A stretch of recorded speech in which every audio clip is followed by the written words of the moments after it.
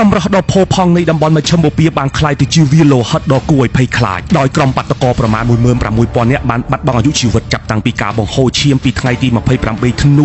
2025 រហូតដល់មានការលេចធ្លាយរឿងប្រើប្រាស់អាវុធគីមីទៅលើក្រុមបាតុករចំពេលដែលសហរដ្ឋអាមេរិកកំពុងសម្រុកពន្លឿនបញ្ជូនកងទ័ពទៅផ្គុំជាកម្លាំងដើម្បីត្រៀមវាយប្រហារតោះមកដឹងលំដាប់លំដោយនៃព្រឹត្តិការណ៍ដ៏គួរឲ្យរន្ធត់មួយនេះជាមួយ True Insider ទាំងអស់គ្នារបាយការណ៍ចេញពីលោក Bierame ជាអតីតសមាជិកសភាអង់គ្លេសម្នាក់បានពិនិត្យមើលឯកសារស៊ើបការសម្ងាត់ដែលចេញផ្សាយដោយ New York Post នៅថ្ងៃទី 17 មករាបានកត់សម្គាល់ថាកងកម្លាំងសន្តិសុខអ៊ីរ៉ង់ប្រហែលជាបានប្រើប្រាស់សារធាតុគីមីពលប្រឆាំងទៅនឹងក្រុមបាតុករក្នុងអំឡុងពេលនៃការបង្ក្រាបដ៏សាហាវនាពេលថ្មីៗនេះលោក Rame បានបន្តទៀតថាសារធាតុគីមីពលមួយចំនួនត្រូវបានប្រើប្រាស់នាពេលនេះនិងបណ្ដាលឲ្យមានអ្នករងរបួសមួយចំនួននិងបាត់បង់អាយុជីវិតនៅថ្ងៃក្រោយជាបន្តបន្ទាប់ការចោទប្រកាន់របស់លោកទាំងនេះគឺបានកើតឡើងបន្ទាប់ពីវីដេអូដ៏គួរឲ្យព្រួយបារម្ភហាក់ដូចជាបង្ហាញពីកងកម្លាំងសន្តិសុខនៅភាគខាងកើតនៃប្រទេសអ៊ីរ៉ង់កំពុងប្រើប្រាស់ឧបករណ៍មិនធម្មតាដើម្បីប្រឈមមុខនឹងក្រុមបាតុករវីដេអូនេះបង្ហាញពីបុគ្គលិកដែលស្លៀកពាក់ឈុតការពារនិងរបាំងមុខដែលត្រូវបានរចនាឡើងសម្រាប់សម្ភារៈគីមីដ៏គ្រោះថ្នាក់ដែលបានដាក់នៅលើយានយន្តដែលមានសញ្ញាព្រមានត្រីកោណពណ៌លឿងដែលបង្ហាញពីសារធាតុគ្រោះថ្នាក់ភ្លាមបន្ទាប់មកក៏មានរបាយការណ៍ចេញពីគេហទំព័រ Iron International ដែលបានចេញផ្សាយនៅថ្ងៃទី 18 មករាបានកត់សម្គាល់ថាចំនួនអ្នកស្លាប់នៅក្នុងការបះបោរនៅអ៊ីរ៉ង់បានហក់ឡើងទៅដល់ចំនួន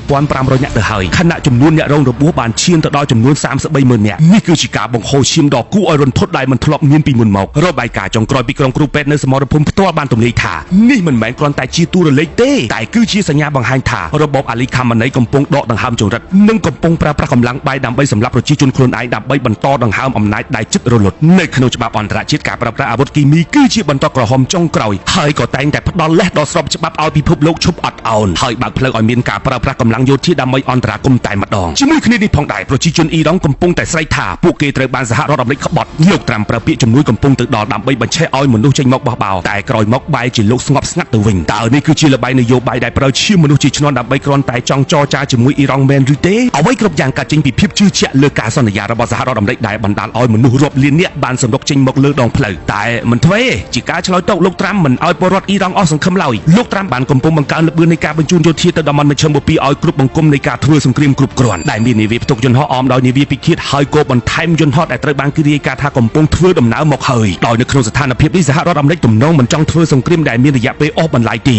ការបញ្ជូនកម្លាំងឲ្យច្រើនជាងមុននេះគឺដើម្បីធានាថានៅពេលដែលចេញបញ្ជាឲ្យបាញ់ត្រូវតែផ្ដល់ឲ្យសហរដ្ឋអាមេរិកមានគ្រាប់មីស៊ីលនិងយន្តហោះចម្បាំងគ្រប់គ្រាន់ដើម្បីកំទេចរាល់គោលដៅសំខាន់របស់អ៊ីរ៉ង់ដែលមានដូចជារោងចក្រនុយក្លេអ៊ែរមូលដ្ឋានមីស៊ីលនិងប្រព័ន្ធការពារដែនអាកាសក្នុងពេលតែមួយនៅត្រង់ចំណុចនេះ True Insider សង្កេតឃើញថាចាប់តាំងពីការចោទប្រកាន់រឿងអាវុធគីមីរហូតដល់មានចំនួនបាតុករស្លាប់កើនឡើងរហូតដល់ 16,500 នាក់និងការសម្រុកបញ្ជូនទ័ពក្នុងល្បឿនលឿនរបស់សហរដ្ឋអាមេរិកនេះគឺជាព្រឹត្តិការណ៍កំពុងរុញច្រានឲ្យអ៊ីរ៉ង់ធ្លាក់ចូលទៅក្នុងសង្គ្រាមដែលមិនអាចគេចរួចនោះទេតើប្រិយមិត្តគិតថាសកម្មភាពទាំងអស់នេះគឺជាការបំភ័យសត្រូវឬជាការត្រៀមធ្វើសង្គ្រាមពេញលេញរបស់សហរដ្ឋអាមេរិកខ្ញុំសំអាងវណ្ណៈ True Insider